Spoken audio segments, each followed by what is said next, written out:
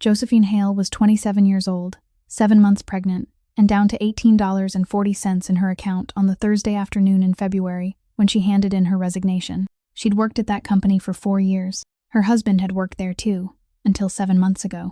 Nobody tried to stop her. Nobody asked if she'd be okay. She rode the elevator down alone, walked out into the snow, and went to see the only family she had left, an old woman in a nursing home who couldn't remember what year it was anymore. The bill for that place was due in 4 days, and Josie didn't have the first idea how she'd pay it. That night, at 20 minutes to 11, a black car pulled up outside. The man who got out was around 34, tall, gray-eyed, snow still melting on the shoulders of his coat. 2 men followed him in and stopped at the door without being told to. The night nurse looked up, saw his face, and stopped typing. Everybody in Chicago knew what the name Santoro meant. Josie had never laid eyes on him before in her life. She was certain he'd come to sue her, or to do something worse. He didn't come any closer. He took off his hat, stayed exactly where he was, and told her quietly that if she wanted him to leave, he'd walk right back out that door and never contact her again. Then he made her an offer. Nobody who stood in that room that night ever forgot it. And the real reason he'd come, the one he wasn't ready to say out loud yet, wouldn't make sense to Josie for another 11 days. If a story about a woman with nothing left, and a man nobody says no to, is worth your time tonight, hit that like button, share it with somebody who's been quietly carrying something heavy, and subscribe, because this one deserves to be heard all the way to the end. Now let's go back to that Thursday afternoon, and to the moment Josie Hale walked out. The quarterly meeting had been going on for more than an hour when the phone in Josie's coat pocket vibrated for the first time. She left it alone. In the conference room on the 11th floor, Trenton Ashford stood in front of the projection screen, talking about operating targets for the coming quarter in the same even voice Josie had heard for 4 years, long enough to know every pause by heart. The phone vibrated a second time, then a third. She lowered her eyes, glanced at the screen beneath the table, and saw the name Cedar Row Nursing Home. No one called 3 times in a row unless something had happened. She excused herself with a nod and stepped into the hallway, closing the door behind her. Marisol's voice on the other end wasn't panicked, only tired. She said Miss Adelaide had wandered off the grounds close to noon because someone had forgotten to latch the side door near the kitchen, and they had just found her sitting at a bus stop 2 blocks away. She hadn't been trying to go anywhere. She had simply been sitting there with her hands folded in her lap, wearing a thin sweater in the snow. When they asked whom she was waiting for, she said she was waiting for Grant to come home from work, that he was working overtime today, so he would probably be late. Josie stood still in the middle of the gray, carpeted hallway, one hand braced against the wall, the other resting over her stomach in a reflex she no longer noticed herself making. She asked whether Adelaide was all right. Marisol said she was fine, that her hands were a little cold, that they had given her hot tea, but according to policy, this time a guardian was required to come in and sign the incident report before the end of the day. Josie said she would be there. She went back into the conference room, walked behind the row of chairs, bent beside Ashford, and quietly told him there was an emergency involving her mother-in-law, that she needed to leave early, and that she would finish the meeting minutes that evening. Ashford didn't look up. He continued turning through the pages in front of him, running one finger along the edge of the paper, and said that she had already been absent for 3 days that quarter. All 3 of those days had been for her husband's funeral, and he knew that because he was the one who had signed the leave request. There were several other people in the room. No one looked up. The logistics manager stared intently at his laptop, as though something on the screen demanded his full attention. Ashford kept the same mild tone, the kind people used when reminding employees about parking rules. He said the company was going through a sensitive period, that every position was being reviewed, and that if she walked out of the room, she didn't need to come back on Monday. At that exact moment, the conference room telephone rang. Ashford glanced at the caller display, and Josie saw it clearly, the half-second pause that crossed his face before he turned away and let it ring. It rang 7 times, then stopped. No one in the room said anything. Josie stood there, and there was no speech forming in her mind. She thought only of an old woman sitting at a bus stop in the snow, waiting for a bus that wasn't coming, and a son who wasn't coming home. She thought about how, if no one came to sign the report today, another line would be added to Adelaide's file, and how enough lines like that could eventually become a reason to move her somewhere else. She thought about the wedding ring hanging from the chain beneath her blouse, the ring that hadn't fit her finger in a long time. Then she reached into her pocket, took out her employee badge, and placed it on the glass tabletop. The sound of plastic touching glass was very small, but in that silent room it was loud enough to feel uncomfortable. She thanked him for the past 4 years. Then she walked out. No one called after her. Ashford didn't turn around either. He simply told the others that they would continue, and his voice remained as mild as before, but the hand resting on the documents no longer turned the page. What Josie didn't know, and what no one in that room said aloud, was that the company had officially come under new ownership that very morning, and the man standing in front of the projection screen had only a few days left to do anything he wanted at all. Cedar Row stood on the north side of the city, a low red brick building with rows of windows overlooking a lawn now covered in white. Josie arrived after night had fully fallen. She signed the incident report at the nurse's station, skimmed the few lines describing what had happened that afternoon, then walked down the hallway to the last room. Adelaide was sitting by the window in the upholstered chair where she spent every afternoon, a thin blanket covering her legs. Someone had changed her into a warmer sweater. Josie pulled a chair closer and sat down. Adelaide turned to look at her, and Josie held her breath for half a second, the way she always did. That half second of waiting to find out who she was to the old woman today. Then Adelaide smiled and called her by name. She recognized her. Josie breathed out. Adelaide asked whether she had eaten dinner, then asked whether her belly had been feeling very heavy lately, then said that when she had been pregnant with Grant, she had struggled to walk in exactly the same way, and by the final month she could barely get her shoes on. Josie smiled and said she was doing fine. Outside the window, snow fell slowly beneath the lights in the yard. Adelaide was quiet for a while, then asked whether Grant was working overtime today. Josie looked down at the old woman's hands, at the thin fingers resting on the blanket, and said yes. Adelaide nodded and said that boy had always been like that, always taking extra work whenever there was any, and never knowing how to take care of himself. Then she told Josie to remember to save him some dinner, because he was always hungry when he came home late. Josie said she would save him some. This was what the doctor had told her from the beginning, and what Marisol had repeated many times, not to tell her, because every time Adelaide forgot, telling her again wouldn't save anything. It would only make her suffer through the loss all over again, when she no longer had the strength to endure it. Josie understood that with her mind, but every time she nodded and said yes, it felt as though she were burying her husband one more time, quietly and neatly, in the middle of an ordinary conversation. Adelaide asked a few more things, then repeated a question she had asked only minutes earlier, then sat silently watching the snow. Josie stayed beside her until the old woman's eyes began to close. She pulled the blanket higher, dimmed the lights, and stepped outside. Marisol was waiting in the hallway with a folder held against her chest. She asked whether Josie had a minute. The two of them stood around the corner near the vending machine, in the part of the hallway where the fewest people passed. Marisol said she didn't want to bring this up on a day like today, but if she waited until next week, it would be too late. This month's care bill was due in 4 days. It was the 3rd month in a row that payment had been late, and administration had already sent the file upstairs. If the money didn't come through this time, Adelaide would be transferred to a public facility. Josie asked where. Marisol gave her the name of a place far outside the city, more than an hour away if someone had a car, and Josie didn't have one. She added that the place wasn't bad, that the staff there did their best, but the number of residents assigned to each nurse was several times higher than it was here, and for someone who became confused as easily as Adelaide did, changing environments was one of the most dangerous things that could happen. She would lose this window, lose the familiar faces she had grown used to seeing every morning, and no one knew how much she would still be able to remember afterward. When Marisol finished, she fell silent, then asked whether Josie could manage the payment somehow. Josie stood beneath the white hallway lights and thought about her employee badge lying on the glass conference table, about the balance in her bank account that she had counted so many times she knew it by heart, about the email she would have to send that night. Then she raised her head and said she would take care of it. She said it in the most ordinary voice she could manage. Marisol looked at her for another second, as though she wanted to ask something else, but decided not to. She only placed a hand on Josie's shoulder, then returned to her shift. Josie remained alone in the hallway, one hand tightly gripping the chain beneath her blouse, then walked back toward the waiting area near the lobby so she could sit for a little while before going out to the bus stop. The clock on the wall showed a little past 10:30. In the waiting area near the lobby, Josie sat down in the chair closest to the door and closed her eyes for a while. And as always happened when she was so tired she could no longer keep control of her own thoughts, Grant came back to her. She remembered the summer night the year before, when the two of them had been sitting in the kitchen, and she placed the pregnancy test on the table without saying anything. He stared at it for a long time, then looked at her, then smiled that crooked smile of his, the one he always used when he was emotional and didn't want anyone to know he was emotional. The first thing he asked was whether she was all right.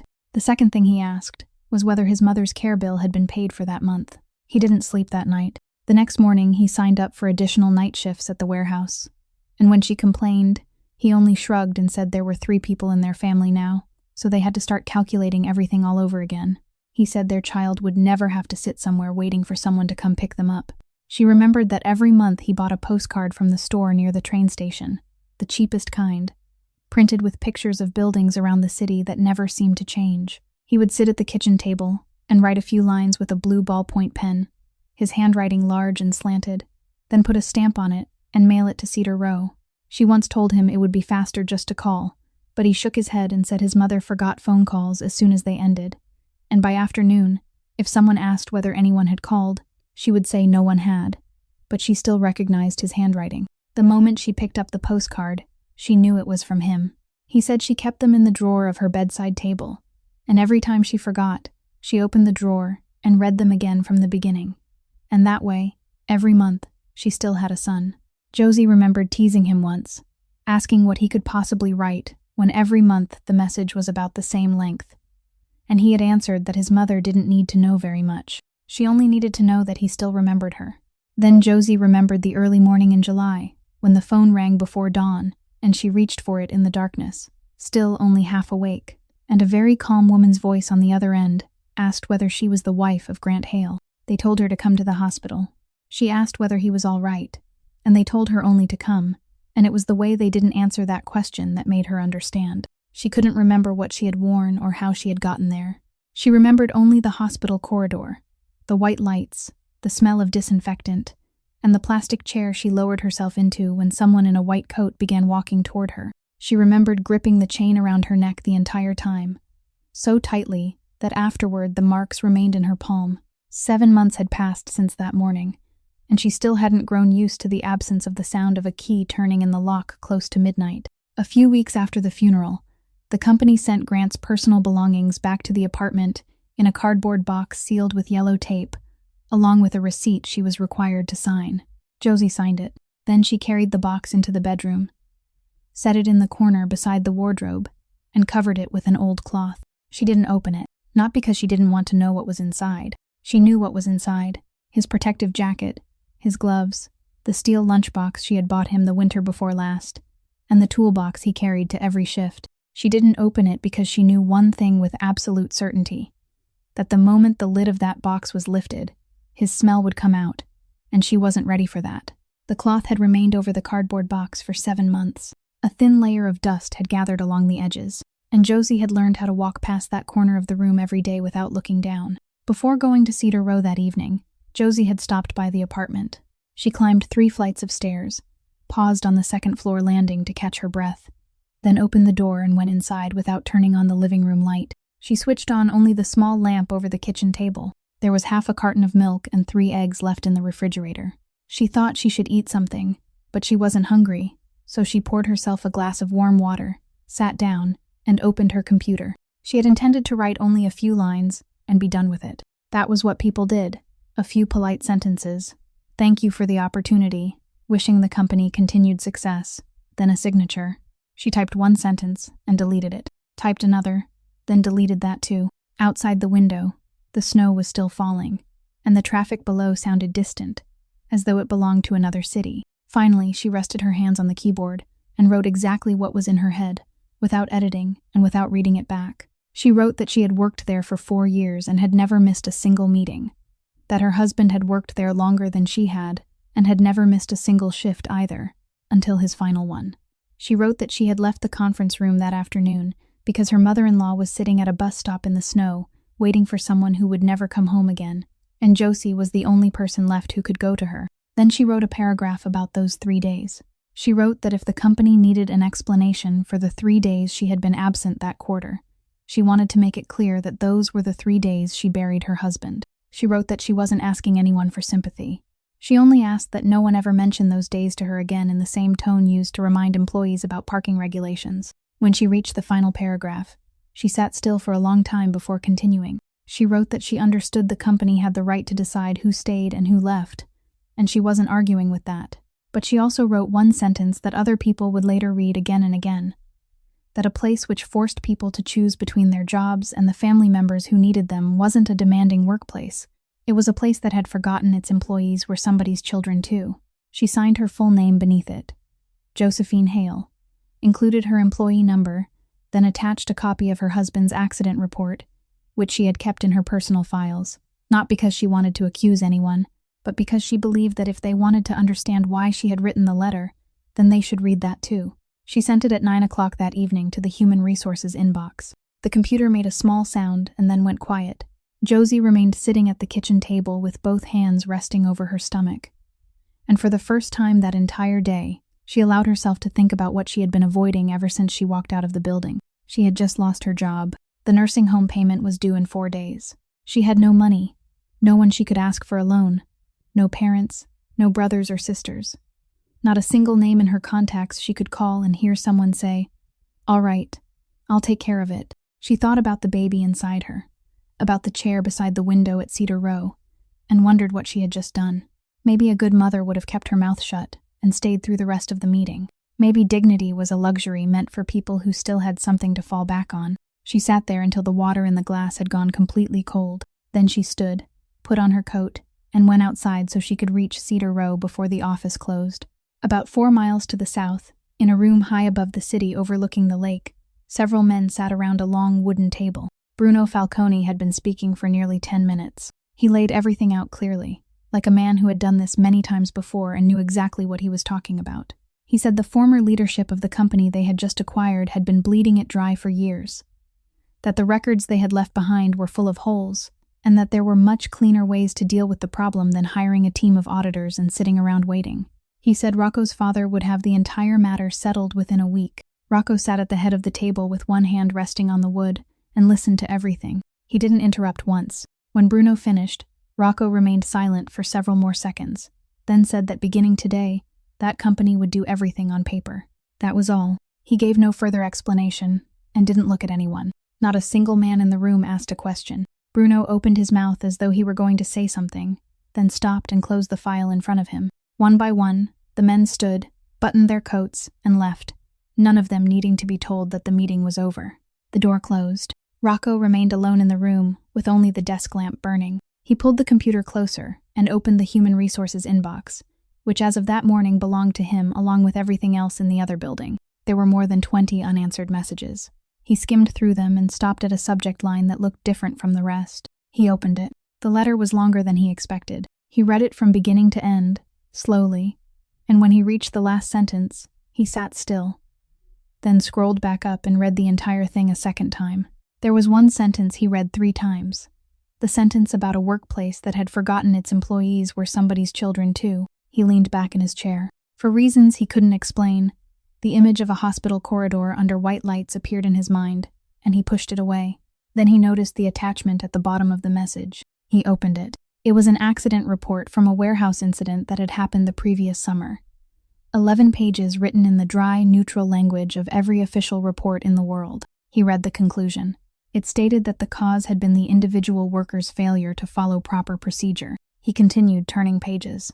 On the final page, in the technical appendix, there was an inventory of the storage rack system in the area where the accident had occurred, along with the name of the inspection company and a certification stamp in the lower right corner. Rocco stopped there. He raised one finger to the screen, enlarged the image of the stamp, and sat for a very long time without moving. The light in the room didn't change. Outside, snow continued falling onto the black surface of the lake. He didn't read another page, and he didn't close the file. He simply sat there, and there was something on his face that was difficult to name. Not anger, not surprise, but something like the expression of a man who had just realized he was standing in a place where he had already stood a very long time ago without ever knowing it. At last he reached over and pressed the intercom button. His assistant came in almost immediately, notebook in hand, ready to take notes. Rocco didn't turn around. He kept looking at the screen and asked only one question, very quietly, whether this woman had anyone. It took the assistant several seconds to realize he was asking seriously. He opened the personnel file on his tablet, searched the name, skimmed the information, then answered, "No parents, raised in foster care, no brothers or sisters, husband deceased since July." The only relative listed was her mother-in-law, currently living in a long-term care facility on the north side of the city, and the file included a note that the care bill had been overdue for 3 consecutive months. Rocco still didn't turn around. He asked what the facility was called. The assistant read the name. Then Rocco stood, reached for the coat hanging over the back of his chair, and told him to call the car. He remained exactly where he was, the same distance from her, his hat held in one hand. Josie sat upright in the chair, one hand resting on the arm as though she were ready to stand at any moment, and asked what he wanted. Rocco said he would keep it brief. He told her that as of that morning, he was the owner of the company she had walked out of that afternoon. He said he had read her letter at 9 o'clock that evening, read it twice, and that he had come there because of it. Josie listened, and the first thing that passed through her mind wasn't hope, but a chill running down her spine, because she had attached her husband's accident report to that letter, and now a man carrying the Santoro name was standing in the waiting room of the nursing home, where her mother-in-law was sleeping only a few dozen steps away. She asked whether he had come to tell her that she had taken a document outside the company that wasn't supposed to leave. Rocco said no. Then he asked permission to place 2 things on the plastic table between them, and that was exactly what he did, setting them down and stepping back to where he had been, instead of pushing them toward her. The first was a job offer. The position was internal compliance supervisor, reporting directly to the new executive leadership rather than through operations. The salary was several times what she had been earning before. Medical insurance would take effect that very week, and there was a clause written plainly into the agreement stating that whoever held the position could leave work whenever a family matter required attention without having to explain herself to anyone. The second was a stamped confirmation from Cedar Row, stating that all lodging and care expenses for Adelaide Hale had been paid in full for the next 12 months. Josie looked at the 2 sheets of paper. She looked at them for a very long time. Then she stood, walked over, picked up both, and placed them back on the edge of the table nearest him. She thanked him, but said no. Rocco didn't move. Josie continued, and although her voice trembled, it didn't become any quieter. She said she knew what people said about his name. She said she was a widowed woman, pregnant, newly unemployed, with an elderly woman lying in the next room who depended entirely on her. And if she accepted those 2 pieces of paper, then, beginning tomorrow, she would no longer be the person making decisions about anything in her own life. She said she had made it this far by holding on to exactly one thing she still had, and she wouldn't trade it away for security. Then she excused herself and started toward the door. She had taken 3 steps when Rocco spoke, still as quietly as he had from the beginning, and he didn't follow her. He said the old woman's care had already been paid, that it had been taken care of that afternoon, and that it had nothing to do with whether Josie accepted the job. She could tear up the paper if she wanted. The money was already in their account. Josie stopped. He continued, saying he hadn't come there to buy her. He said there were more than 2,000 people in that building, and he needed exactly one person he could be certain couldn't be bought. One person sitting in a chair where everything passed in front of her, and who took nothing from anyone. He said he had people reviewing personnel files since noon and hadn't found anyone, because everyone had something to cling to and everyone had learned how to stay quiet. Then he said the one thing that made Josie turn around. He said she was the only person in that entire building who had walked out on the very day she had nothing left to lose, and there was no amount of money in the world that could buy that. A person either had it or they didn't. Josie stood still in the middle of the waiting room. Beyond the glass doors, snow continued falling over the white lawn. She thought about the window down the hall, about the thin hand resting on the blanket, about the question of whether Grant was working overtime today. Then she asked what she would have to do if she accepted. Rocco said she would read everything they put in front of her, and never sign anything she hadn't read. Josie looked at him for a long while longer. Then she walked back to the table, picked up the job offer, and said she would read it at home. On the way home, Rocco sat in the back seat looking out the window, and the image he had pushed away while reading the letter came back to him. Only this time he didn't push it away. He had been about 11 years old then. His mother, Rosaria, worked the night shift cleaning an office building downtown, leaving before dark and coming home when morning was almost breaking. The night his father was in the hospital, she had asked to leave early. Rocco hadn't been there when she asked, but years later, she told him about it exactly once and never mentioned it again. That they had told her if she left in the middle of her shift, she didn't need to come back the next day, so she stayed and finished the shift. Rocco had been at the hospital since afternoon.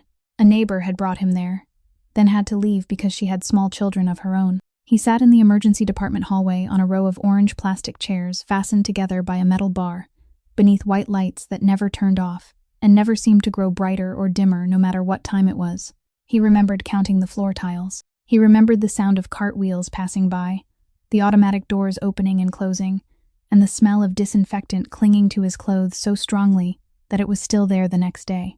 Then a nurse walked past him, stopped, turned away, and a few minutes later came back carrying a small carton of milk with the straw already pushed into it. She placed it in his hands and said something like, "Just stay here, and if you need anything, call me." Then she kept walking because someone needed her inside. That was all. She didn't sit with him. She didn't ask him anything else. And he never even learned her name. But more than 20 years later, whenever someone asked him why he did the things he did, the only thing that still came into his mind was that little carton of milk and the strange feeling of being a child who had suddenly discovered that even in a place where no one had time for anyone, somebody could still stop. His mother arrived close to dawn, still wearing her work clothes. She sat down beside him on that row of orange chairs, and the two of them stayed there in silence until morning had fully come. The car turned into the parking garage beneath the building by the lake. Rocco took the elevator to the top floor, unlocked the door, and switched on only one lamp in the outer room. The apartment was large, absurdly large for one man living alone, and he had bought it in the year when everything had begun going well, intending to bring his mother there to live with him. He had an entire section on the east side renovated for her where the morning sun came in, a bedroom, a small sitting room, a separate kitchen so she could cook for herself, because she couldn't stand the idea of anyone cooking for her. She had lived there for only one summer. Since the day she died, the doors to that side of the apartment had remained closed and hadn't been opened again. He hadn't sold it, hadn't rented it out, and hadn't had anything else done to it. He lived in 3 rooms on the other side, a bedroom, an office, and a kitchen he barely used. The housekeeper, who came 3 times a week, still asked whether he wanted the other side cleaned, and every time he told her no. That night he took off his coat, hung it up, then stood beside the window looking down at the black surface of the lake. In his mind was the certification stamp in the corner of that page, and a question he still wasn't willing to put into words even for himself. On Monday morning, Josie walked into the building through the main entrance, and the security guard at the reception desk handed her a new badge that still smelled of fresh plastic, printed with her name, her title as Internal Compliance Supervisor, and authorization to access every floor. She had stayed awake for most of Saturday night reading the offer, every single line, including the fine print on the back, exactly as he had told her to. Then she signed it. Her new office was on the 9th floor, small, with one window overlooking the parking lot, and there was already a box of files on her desk that the legal department had sent over the day before. She had been sitting there for less than an hour when someone knocked on the door. Trenton Ashford stood in the doorway holding a leather folder, and he was smiling. He congratulated her. He said he had always known she was capable, that what had happened on Thursday had simply been a misunderstanding at a time when everyone was under pressure, and that he hoped she hadn't taken it personally.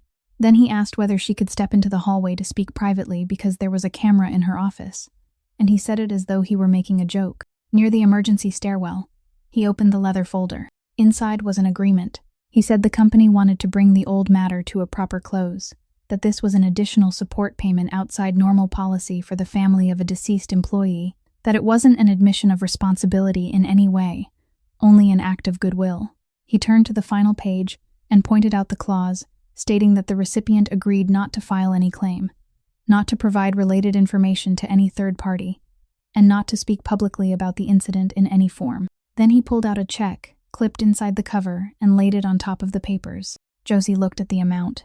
She looked at it for a very long time, enough to pay her mother-in-law's care bills for years, enough to repay everything she had borrowed for the funeral, enough that she wouldn't have to check her account balance every night before going to sleep. Ashford lowered his voice and said he understood that raising a child alone wouldn't be easy, that she should think about the baby's future, that there were some things people had to leave behind for the sake of those still living. Josie placed one hand on the papers. Then she pushed the entire folder back toward him, the check and everything else with it. She said her husband had died because someone had sat down and calculated that leaving things as they were would cost less than fixing them. She said he was making that exact same calculation again now, except this time what he was placing on the scale was her and her unborn child, and she wouldn't sell. Ashford stopped smiling. He closed the leather folder, said he had only been trying to help her, and walked away. Josie remained in the hallway. her hands shaking so badly that she had to grip the stair railing. That evening, on the top floor of the building by the lake, Rocco listened as his assistant reported the entire incident in less than 2 minutes. He didn't ask a single additional question. He simply sat in silence, then picked up the phone and made 2 calls. The first lasted about 3 minutes. The second was even shorter. The next morning, Trenton Ashford drove into the parking garage as he did every day, inserted his badge into the reader at the barrier, and the indicator turned red. He tried again. Still red. He got out of the car, walked up to the lobby, and at the reception desk they politely asked him to take a seat and wait. He waited 40 minutes. When someone finally came down, it was 2 people he had never seen before, and they were carrying a cardboard box filled with the personal belongings that had already been cleared out of his office. That afternoon, the bank providing the credit line for the private company registered in his wife's name sent notice that all further disbursements had been suspended. No one threatened him. No one called him even once. That Saturday afternoon, Josie arrived at Cedar Row earlier than usual. And the moment Marisol saw her, she said Adelaide was having an unusually clear day, that she had remembered everything since morning. Adelaide was sitting by the window, and when Josie walked in, she turned, called her by the right name, and asked whether she was tired after work. The 2 of them talked for nearly an hour. Adelaide told stories about the years when she had worked at the laundromat down the street, about one winter when the snow had piled halfway up the windows, and she told everything accurately, without getting confused, without repeating herself. Then, in the middle of it, she fell quiet for a moment, looked out toward the yard, and told Josie to get the drawer for her.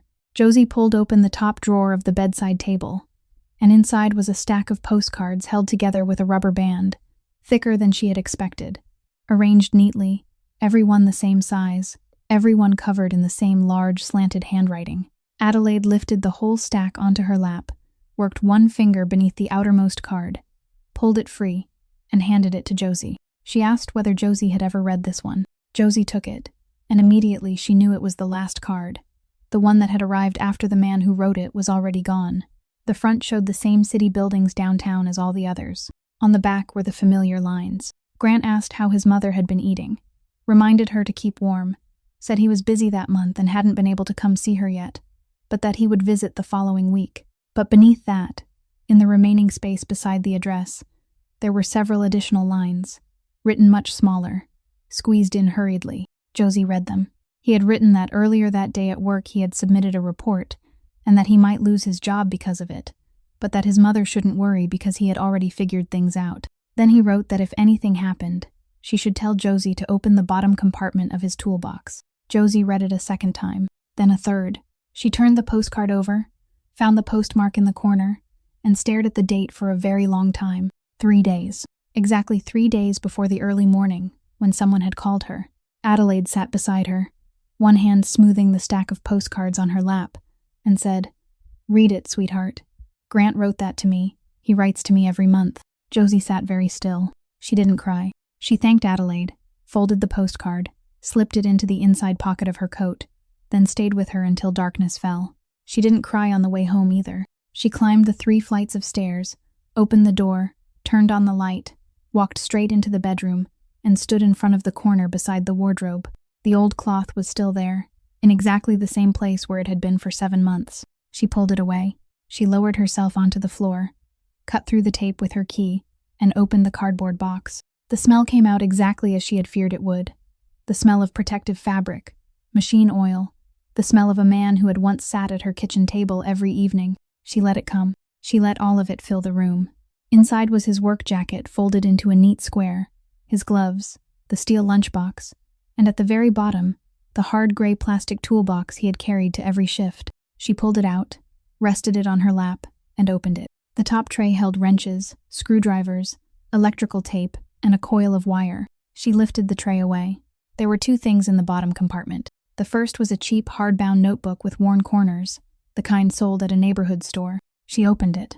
From the first page almost to the end were numbers written in pencil, dates, area codes, measurements, all in Grant's large, slanted handwriting, some erased and rewritten, some underlined twice. Machine oil had stained several pages with faint fingerprints. The second thing was a bundle of papers folded in half. She opened them. It was a copy of a report submitted to Workplace Safety, dated in the upper corner, with Grant Hale's name and employee number listed as the person who filed it, and his signature at the bottom. He had written that the storage rack system in the area where he worked was carrying loads beyond the permitted limit, that he had taken measurements himself over several consecutive shifts and recorded them, and that he was requesting an immediate stop to loading in that section, so it could be inspected. At the end, beneath the typed portion, he had added one sentence by hand, that there were a lot of good men working the night shift there. Josie read the report from beginning to end. Then she read it again. Then she began reading it a third time, and halfway through that third reading her hands started to shake, and the paper trembled between her fingers, and she folded forward over the open toolbox, pressed it against her chest, and cried out loud for the first time since that July morning. For 7 months, people had written 11 pages, explaining that her husband had been careless. For 7 months, she had walked past this corner of the bedroom every single day without daring to look down. And for all those 7 months, the proof that he had been the only man in that warehouse brave enough to speak up had been lying silently inside her home, only a few steps from where she slept. On Monday morning, Josie carried the notebook and the copy of Grant's report up to the top floor of the building by the lake. Rocco read both from beginning to end without saying a word while he read. When he finished, he placed the papers neatly on the desk, then told his assistant to bring up every archived file connected to that section of the warehouse. The originals, not extracts. They waited for more than an hour. 3 boxes were brought up. Rocco opened them himself, went through them himself, and sometime around midday he stopped at a thin file inside a blue folder. He read the first page, turned to the last, then sat completely still. After that, he took the file out of the box, placed it on the desk, turned it so it faced the right way, and pushed it toward Josie. He told her she should read it. Josie pulled it closer. It was a routine safety assessment of the storage rack system in that section of the warehouse, dated before the accident. The conclusion stated that the entire system was operating within permitted load limits, that no evidence of overloading had been found, and that there was no recommendation to suspend operations. Beneath it was the signature of an inspecting engineer, along with an official stamp. Josie turned to the final page.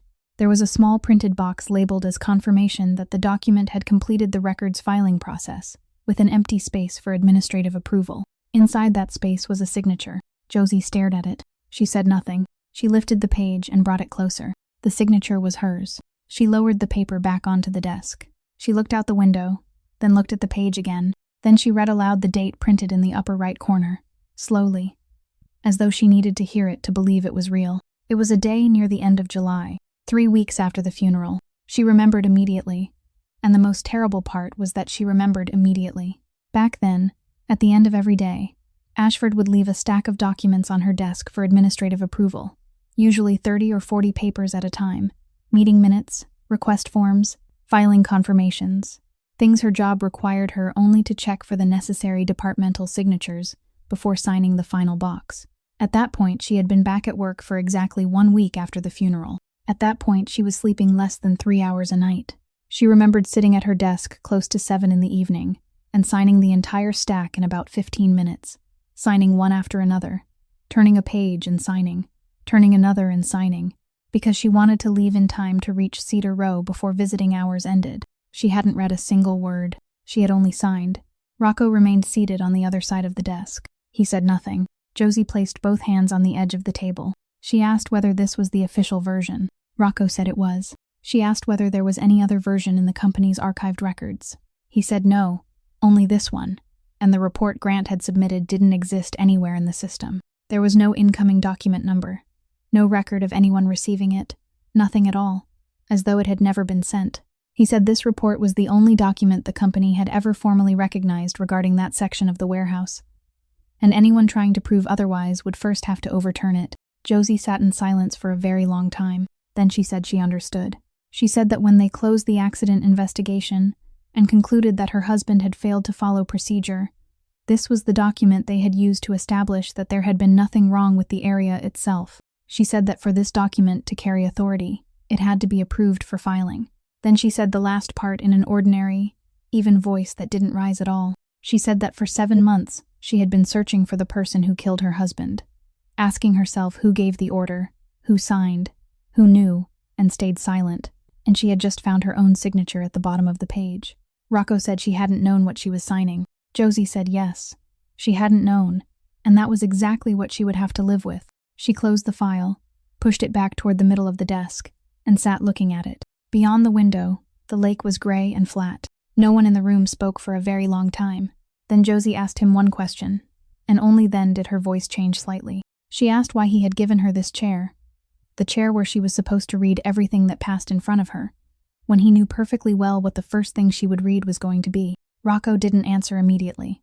He only said there were some questions he would answer, but not today. That afternoon, Josie didn't go home. She took the train north, walked 2 blocks, and sat down on the bench at the bus stop not far from Cedar Row, the same stop where they had found Adelaide sitting and waiting for her son to come home from work. The snow had eased, leaving only the old layer hardened along the edge of the sidewalk. Several buses stopped and pulled away again, the drivers looking toward her, and each time she shook her head. She sat there without thinking anything clearly at all. She simply sat. Then a black car pulled to the curb across the street.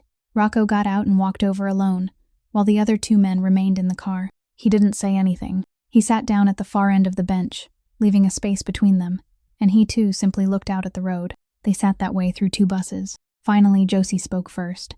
She said today was the 11th day since the night he had come to the nursing home, and in those 11 days she had asked him 3 times why he did the things he did, and all 3 times he had refused to answer. She said she didn't need comfort. She only needed to know where she was standing.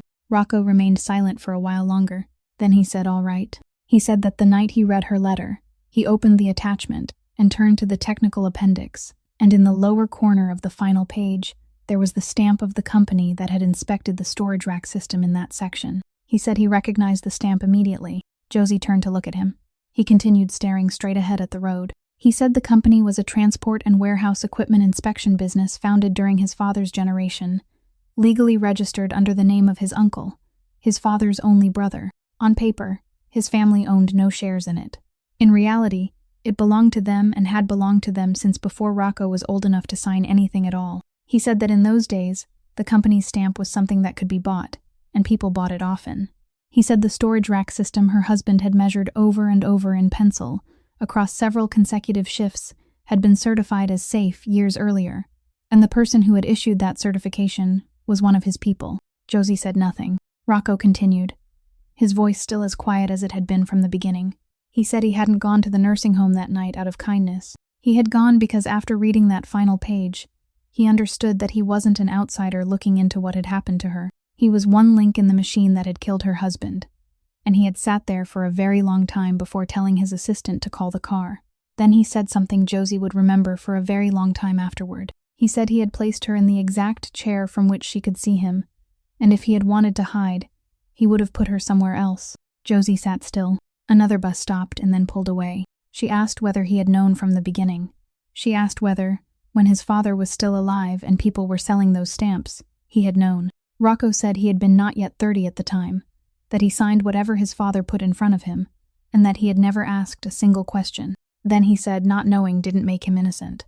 It only made him a worse kind of man, the kind who had enough power to know but chose not to. He said his father had 7 rules, and Rocco had kept 3 of them. Don't touch women, don't touch children, don't touch the elderly. He had abandoned the other 4 long ago, and nearly half the people who had once answered to him wouldn't even look him in the face anymore because of it. But he said the 3 rules he had kept hadn't saved anyone either, because that certification paper had never touched anybody.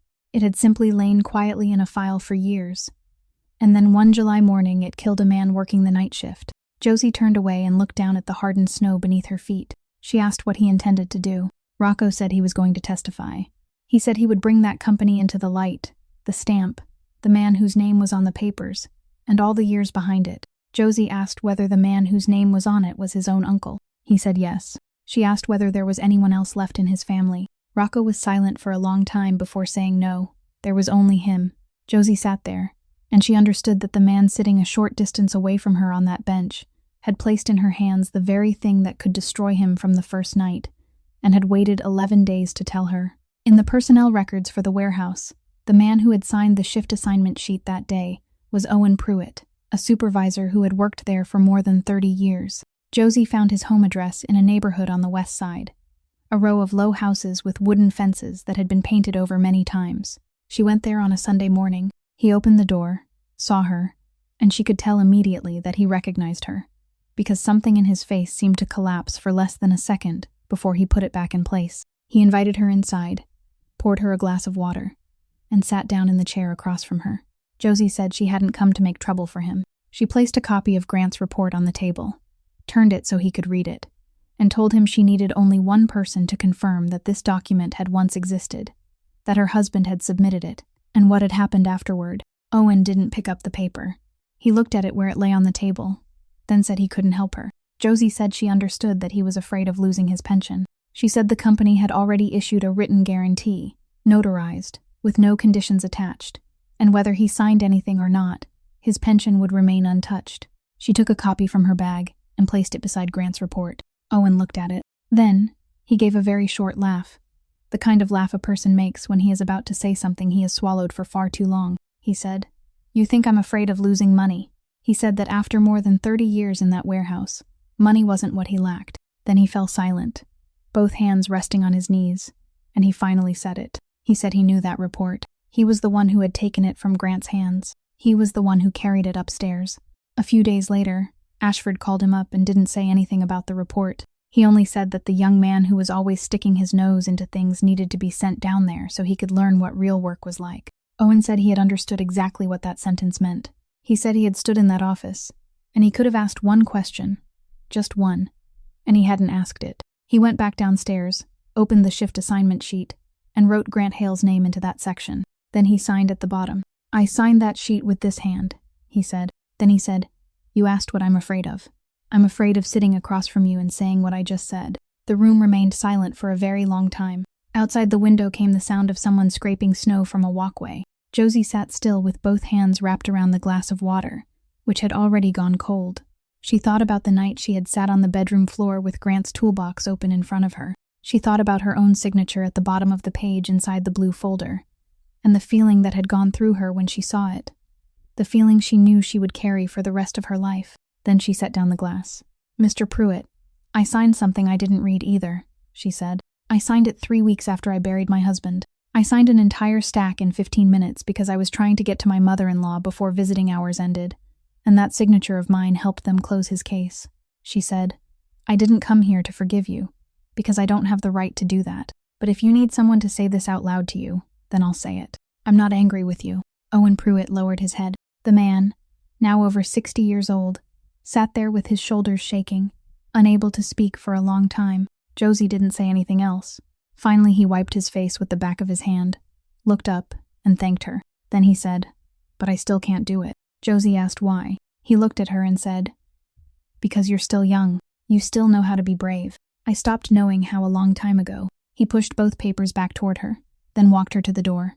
Rocco's legal team needed less than a week to reconstruct the path of that file. And what they uncovered didn't stop with Trenton Ashford. Ashford had been the one who signed, but he hadn't been the one who made the decision. In a chain of internal emails recovered from the server, the order to postpone inspection of the warehouse section in order to preserve the quarter's cost targets had come from another address, and the man on the other end was Prescott Vance, the former chief executive who had run the company for nearly 20 years before selling it. Rocco read the summary twice, then called Bruno and several members of the executive team upstairs. The head of legal presented the rest, and it was the rest that left the entire room silent. The acquisition had been structured so that every liability arising from events before the transfer date belonged to the merged entity afterward, which meant it belonged to the buyer. The clause was buried in an appendix, written in the kind of language a person could skim without noticing anything unusual. Vance had signed the sale at precisely the time the accident file was still sitting quietly unresolved, then walked away from the company cleanly, taking the money with him and leaving the bomb inside the filing cabinet for someone else to hold. The head of legal said plainly that if the matter went to court, the first party to pay the price wouldn't be Vance. It would be the company Rocco had just bought. No one said anything for a while. Then Bruno Falcone placed both hands on the table. He had remained silent from the beginning of the meeting. "You know," he said, "if your father were still alive, that Mr. Vance wouldn't make it through the week." He didn't say it loudly or angrily. He said it like a man reading an old line from an old book.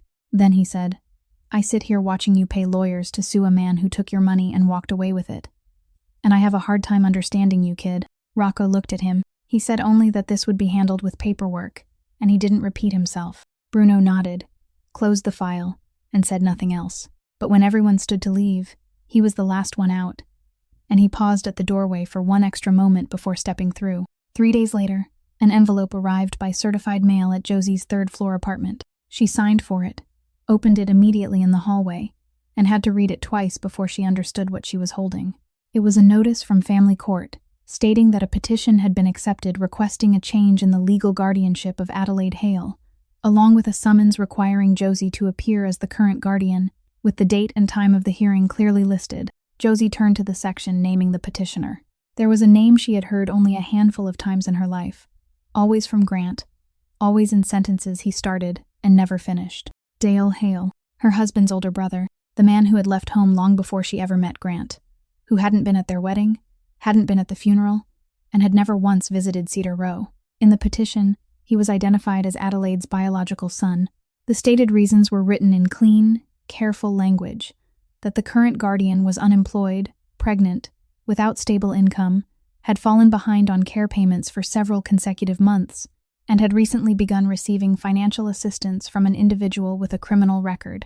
Not a single sentence was factually false.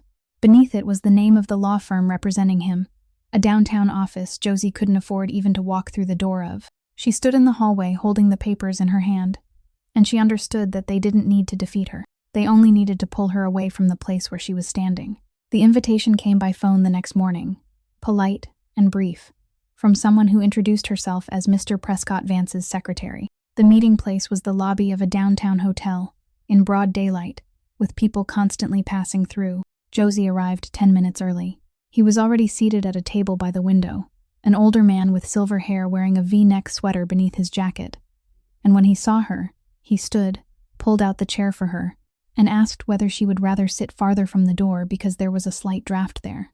He ordered tea for her instead of coffee, and said he didn't think she should be drinking coffee right now. He spoke in the voice of a grandfather. He asked whether she had been sleeping well, said the final month was always the hardest for sleep, that his wife had been the same way.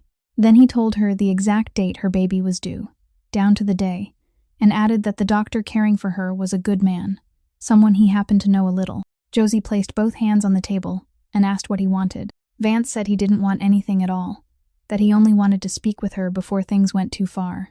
Then he opened his briefcase, took out a sheet of paper, and placed it on the table between them, turning it so it faced her. It was a photocopy of the final page from the blue folder, enlarged around the record's approval box, with her signature in the middle. He said nothing more about it for a while. He took a sip of coffee, set the cup down, then continued in the same gentle voice. "My dear, I'm not a bad man. I'm simply 30 years older than you, and I've sat in more courtrooms than you can imagine." He said, "Let me tell you how this is going to happen. You go to court. You bring in a notebook and a copy of a report with no incoming document number. The other side brings in this page. Then their lawyer asks you one question. Who approved this document for filing? And you will have to answer in front of the entire room, while carrying a child, that it was you." He said they wouldn't raise their voices at her.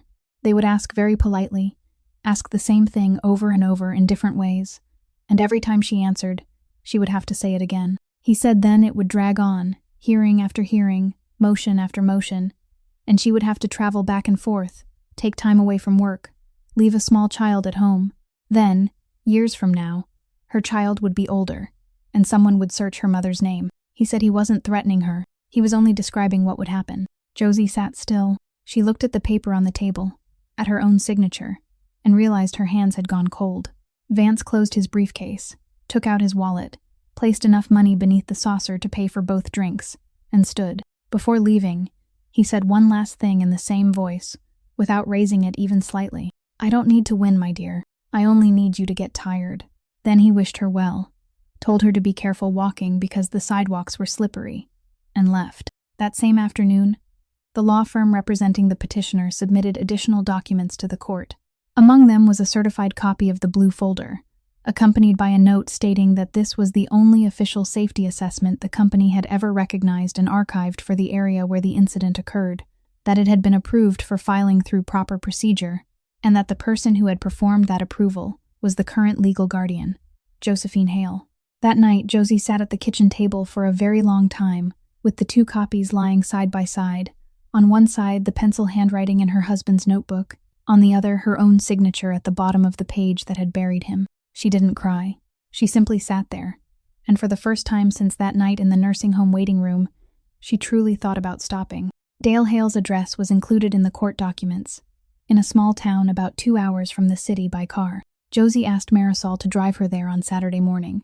She had already prepared everything she intended to say to a man who had disappeared from his family for decades, and then returned at exactly the moment money became involved. His house was the last one in a row, with an old pickup truck in the front yard and several wooden boards stacked beneath the porch. He opened the door with paint still on his hands, and when Josie told him her name, he went completely still. He asked who she was to Grant. She said she was his wife. He looked at her, then down at her belly, then stepped back and told her to come inside. He poured her some water, dropped the cap from the pitcher, picked it up, then set it down again. Josie placed the court notice on the table and asked whether he knew what he had signed. Dale picked it up and read it. He read slowly, his lips moving with each line like someone who wasn't used to reading legal papers. Then he said some people had come to see him a few weeks earlier. He said they wore suits, handed him business cards, and told him they represented an organization that protected elderly people. They told him his mother was living in a facility where the care bills had been overdue for months, that the person holding guardianship was her daughter-in-law, who had no income and was receiving money from a man with a criminal record, and that the old woman was at risk of being transferred somewhere else. They asked whether he was her biological son. He said yes. They gave him papers, and he signed them. Josie asked whether he had read them. He said he had, and everything written there was true. So he signed. Then he put the paper down and asked her a question, and something in his voice changed. He asked why Grant hadn't taken care of this himself. Josie sat very still. She looked at him, and she understood. She asked whether he knew. He asked, knew what? Josie said Grant was gone. He had died in July of the previous year in an accident at work. Dale said nothing. He sat there with both hands on the table, staring into the empty space beyond her shoulder. Then he stood, walked to the sink, turned on the faucet, and shut it off again without washing anything. He remained there with his back to her for a long time. When he turned around, his face was wet. I left when he was still in high school, he said. I didn't leave because of a fight. It wasn't about money. Back then, my mother was beginning to forget things. She forgot to turn off the stove. She forgot the neighbors' names. Then one day she called me by my father's name. He said, I sat at the table eating with her, and I couldn't stand it. He said, I left because I was a coward. There wasn't any other reason. Then he said, for the first few years, I sent money home without putting my name on it. Then I stopped. I kept telling myself Grant was there, so she would be all right. That afternoon, Josie brought him back to the city. Marisol drove, and no one said anything the entire way. They reached Cedar Row close to 4 o'clock, when the last sunlight was still falling through the windows along the west side. Josie stopped in the hallway and told him that Adelaide might not recognize him, and if she didn't, he shouldn't correct her. Dale nodded. He stood in the doorway for quite a while before stepping inside.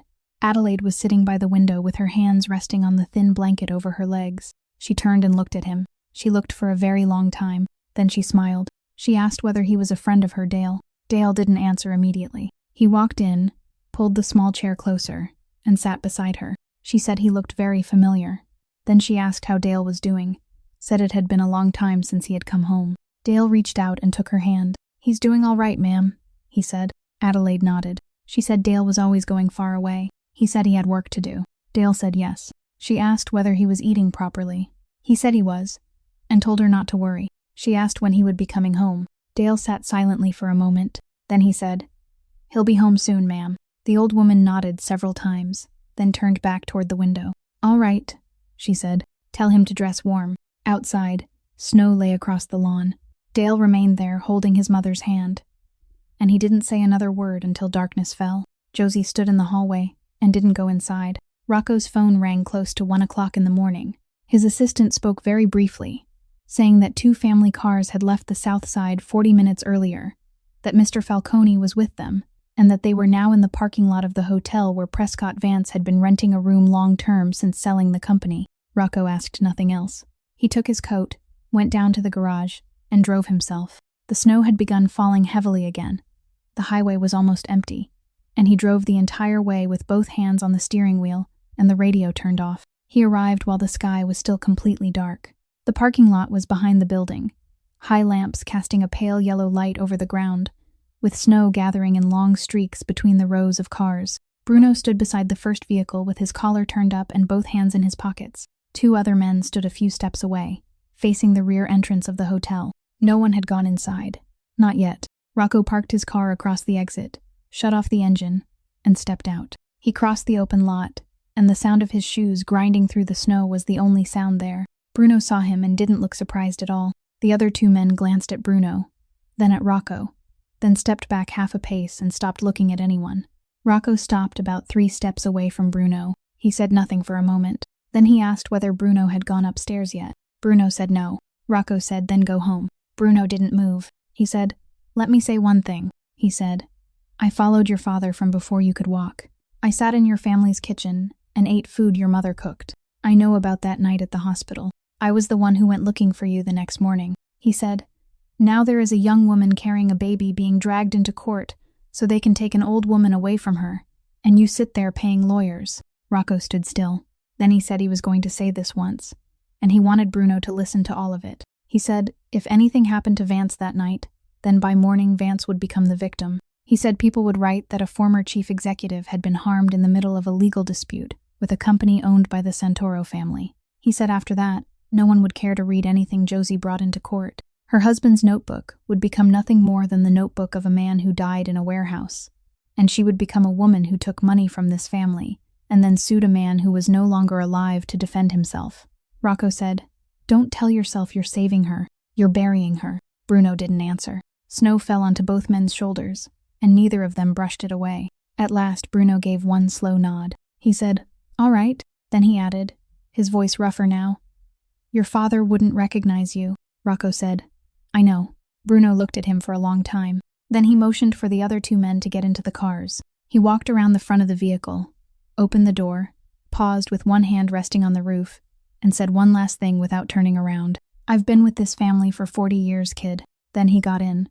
The 2 cars backed out, turned around, and drove past where Rocco stood without anyone sounding a horn or lowering a window. Their taillights disappeared beyond the trees along the road. Rocco remained alone in the parking lot beneath the high lamps, snow gathering white across his shoulders. He stood there for a very long time before going back to his car. The next morning, when his assistant reviewed the day's schedule, there was one line at the end stating that Mr. Falcone had sent someone to collect the belongings from his office and had returned his access badge. Rocco listened to the entire report, nodded, and told him to move on to the next item. It was the head of legal who thought of it, and he said it aloud while turning through the notebook for the 4th time. He pointed to the dark smudges faintly pressed between the pages, the fingerprints Grant had left each time he turned them with hands he hadn't wiped clean, and asked what they were. No one could answer. They sent the notebook to an independent forensic laboratory with instructions to identify the substance and compare it with the lubricants that had been used in the warehouse lifting systems. The results came back more than a week later. The oil traces on the pages matched a type of industrial lubricant the warehouse had used for years, and that particular oil had stopped being supplied the previous fall after the manufacturer changed its formula. That meant it had existed in that area only before the accident occurred. It meant the notebook had been there, in that man's hands, during the exact shifts when he recorded each number in pencil. No one could have written it afterward. No one could have created it 7 months later. When the forensic findings were submitted along with the original notebook, the balance the other side had constructed collapsed within a matter of days. The safety assessment inside the blue folder remained in the file, still bearing its signature, still bearing its stamp. But it was no longer the only document speaking about that section of the warehouse, and when it was placed beside handwritten measurements whose timing could now be established, the thing that required explanation was no longer the notebook. It was the assessment itself. Investigators demanded to know why the report submitted by the employee had never appeared anywhere in the record system. Then one morning before dawn, while Josie hadn't yet left the apartment, someone knocked on her door. Owen Pruitt stood in the hallway with his hat in his hands and snow still wet on his coat. He said he had left home before daylight because he was afraid that if he waited too long, he would change his mind again. I haven't slept properly since last summer, he said. I kept thinking that if I stayed quiet, it would pass. Then I told myself there was nothing I could change anyway. Then he said, the day you came to my house, you told me you weren't angry with me, and since that day I've slept even less. He said, let me come with you. I'll testify. That morning, Owen Pruitt sat before the investigators and told them everything.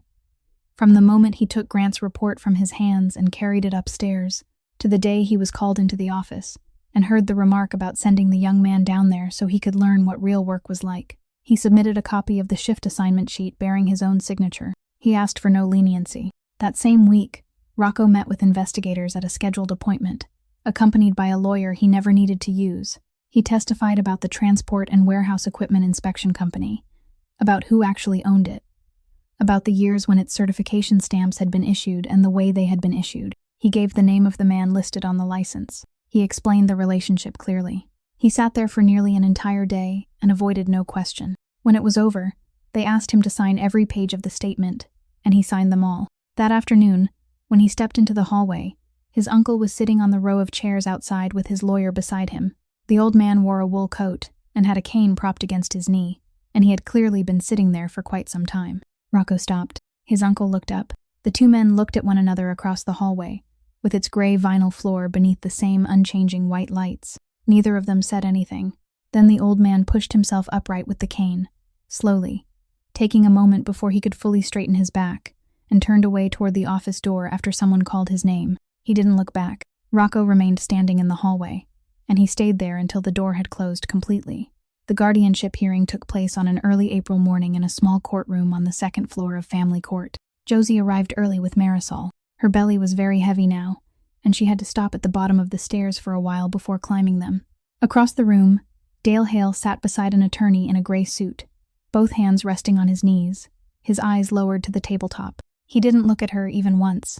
In the last row against the wall, Rocco sat alone with his coat folded across his lap, and he didn't say a word throughout the entire morning. The petitioner's attorney spoke first. He presented everything neatly, exactly as it had been written in the filing, about income, about the months of late payments, about the source of the money, about the fact that the current guardian was about to give birth and would no longer be capable of providing care. He didn't say a single thing that was untrue. When he sat down, the judge turned toward Josie and asked whether she wanted to speak. She stood, and the judge looked at her for a second, before telling her she could remain seated while she spoke. Josie sat down. She rested both hands over her belly, and she began. Your Honor, every number in that file is correct. I was late with the payments. I did lose my job. I did accept help from a man whose name many people in this city would rather not say. I'm not denying any of it. Then she said, but I would like to tell you about the things that aren't in that file. And she did. She told the court about the afternoons beside the window, about the days Adelaide remembered and the days she didn't, and about how every time the old woman asked whether Grant was working overtime that day, Josie always said yes. For the past 7 months, I have lied to her almost every week, she said. I did it because the doctor told me to, and because I don't have the courage to make a mother hear that her son has died over and over again. She said, I don't know whether that makes me a good guardian, but it's everything I know how to do. Then she spoke about her husband. My husband worked the night shift in a warehouse. He discovered that a storage rack system was carrying more weight than it was supposed to. He measured it himself over several shifts and wrote the numbers down in pencil, in a cheap notebook, and then he submitted a report. He knew he could lose his job for submitting it. He did it anyway because there were a lot of men working the night shift down there. She said, for 7 months, the official record has said that he died because he failed to follow procedure. And now I'm standing here being told that I'm not qualified to care for his mother, because there isn't enough money in my bank account. She paused for a moment. Then she said, Your Honor, I don't believe a person's dignity is measured by the balance in a bank account. If it were, then my husband would have been the least valuable man in that warehouse, and he was the only one brave enough to speak. She said, I'm not asking the court to feel sorry for me. I'm only asking you not to take her away from that window. She remembers very little now, and everything she still remembers is inside that room. She stopped. The entire courtroom was silent. The judge wrote something down, then looked up as though she were about to continue, when a chair scraped back at the other table. Dale Hale stood. His attorney reached out to stop him, but Dale gently moved the hand away. Your Honor, I would like to withdraw the petition. The judge asked whether he understood what that meant. Dale said, I do. Then he added, his voice no longer steady. I signed this petition when I didn't even know my younger brother was dead. He said, I left home a long time ago. I wasn't there for any of it. The woman sitting across this room stayed with my mother through all the years when I didn't. He said, I have no right to stand here and try to take her back. Then he sat down and lowered his head. The hearing ended before lunchtime. The court confirmed that Josephine Hale would remain the legal guardian of Adelaide Hale. That afternoon, authorities announced that the warehouse accident case had officially been reopened for further investigation. From the last row, Rocco stood, put on his coat, and left before Josie had time to turn around. The baby was born on a morning near the end of April, when all the snow had melted and the lawn in front of Cedar Row was beginning to turn green again. She was a healthy baby girl, a good weight, and she cried loudly from the very first second. Marisol stayed in the room from beginning to end and was the first person to hold her after the midwives. When they asked for a name to put on the papers, Josie said Adeline. She said it was her grandmother's name. That afternoon, when the room had grown quiet and the baby was asleep in the bassinet beside the bed, Josie lay on her side, looking over at her, one hand resting on the edge of the bassinet. Sunlight came through the window and cast a pale golden strip across the wall. She reached for the phone on the table beside the bed. She opened her saved voice messages and scrolled all the way to the bottom, to the message that had been sitting there since the previous summer, recorded at 6:12 in the morning. She had pressed play many times during the past 7 months. She had never listened for more than a few seconds. This time, she let it continue. "Hey, are you still asleep? It's all right. I'll only say a few things. I turned in that paper today, the one I told you about last week. I gave it to Mr. Pruitt this morning. I wrote everything down in it, and I attached the measurements I've been taking the past few days too. I don't know what they're going to do with it upstairs. Maybe nobody will read it. Maybe they'll read it and tell me to stop making trouble. Truth is, I'm scared. I was awake all last night thinking about it. We're about to have a baby. Mom's care bill comes every month, and here I am doing something that could get me fired. I've thought that through too. If they let me go, I'll find another job. I'm still strong enough to work. But listen, there are a lot of people on that night shift down there. Some of the guys are getting older. There's one kid who's only been there 2 months, and he's about the same age as my cousin. I keep thinking that if I stay quiet, and then something happens to somebody, what am I supposed to teach our child when they grow up? What am I supposed to tell them? All right, I have to start my shift. Go back to sleep for a little while. I'll be home early." The recording ended. The only sounds left in the room were the air conditioner and the baby's faint breathing from the bassinet. Josie lay still. Then she raised a hand over her mouth and cried without making a sound, her shoulders trembling beneath the thin blanket. She cried for a long time. Afterward, she wiped her face, sat up, and played the message again from the beginning. Only this time she turned the phone toward the bassinet, lowered the volume, and listened to the whole thing once more with her sleeping daughter. Outside in the hallway, Rocco sat on the row of chairs across from the nurse's station. He had been there since before noon. He hadn't gone inside, hadn't asked anyone anything, hadn't called anyone. His assistant had gone home hours earlier on Rocco's instructions. On the small table beside his chair was a cup of coffee he had bought from the cafeteria and never touched, now completely cold. The overhead lights in that hallway were white, the kind of light that never changed, no matter what hour it was, and he sat beneath them, with both hands resting on his knees. Close to 4 o'clock in the afternoon, Marisol came out. When she saw him, she hesitated for half a second, then walked over. She told him both mother and baby were doing well, that the little girl was healthy and a good weight, and that Josie was fine too. She said the baby's name was Adeline. Rocco nodded. He asked nothing else. Marisol remained there for another moment, as though waiting for him to say something, then went back inside. Rocco picked up his coat, stood, and began fastening the buttons. He finished the first one. At the second, his hand stopped. He stood that way for 3 seconds, his eyes lowered, his fingers still resting against the row of buttons. Then, he finished fastening the coat, straightened it carefully, and walked toward the elevator. On the small table beside the chairs, he left behind a thick envelope with no sender's name. Inside was a certified copy of the safety report Grant Hale had written, mounted inside a simple wooden frame, and on top of it was a handwritten note containing only one line, so that one day the little girl will know what kind of man her father was. 1 year later, the corporation's internal policy handbook contained a new provision that everyone had come to know by its name, the Hale Clause. Its wording was very simple. No employee could be disciplined or threatened with termination for leaving their post to deal with a verified family emergency. Along with it came an employee safety reporting line that operated independently, went directly to executive leadership, and couldn't be accessed by the operations department in any form. The person who read and classified those reports every morning was Josie. During the first month, more than 30 reports came in. Some were small things, a broken light, a slippery floor. Some weren't small at all. Owen Pruitt retired on schedule with his full pension, without losing a single dollar. At his farewell gathering in the warehouse, someone asked him to say a few words. He stood, holding his hat in both hands, and said, "I worked here for almost my entire life, but I was only brave for one day." Then he said, I hope you boys do better than I did." And he sat down. In Josie's office, on the 9th floor, on the wall opposite her desk, there was a simple wooden frame containing a copy of the safety report signed by Grant Hale. Beneath it, on a low cabinet, was a photograph of a little girl learning to walk across the lawn in front of Cedar Row. And behind her, seated in the chair beside the window, was an old woman looking outside. This story leaves behind a few very simple truths. Sometimes one door has to close before we are willing to go looking for another. Courage doesn't have to be grand. It only has to arrive at the right moment. And sometimes it is nothing more than a piece of paper submitted on the right day. No one in this world is useless. Not even an old woman who has forgotten almost everything but still keeps the one thing that matters most inside her drawer. And the greatest gift we can give someone who is gone isn't flowers. It is the truth about who they were. If Josie's story and the people in it touched you today, please leave a like, share this video with someone you think may need to hear it, and subscribe to the channel so we can continue sharing meaningful stories with you every day. How did this story make you feel? Which part stayed with you the most? And have you ever known someone like Grant or Adelaide in your own life? Please leave a few words in the comments. We truly want to read what comes from deep within your hearts. We wish you and your family lasting health, peace, and happiness in every day ahead. Goodbye for now, and we will see you again in the next video.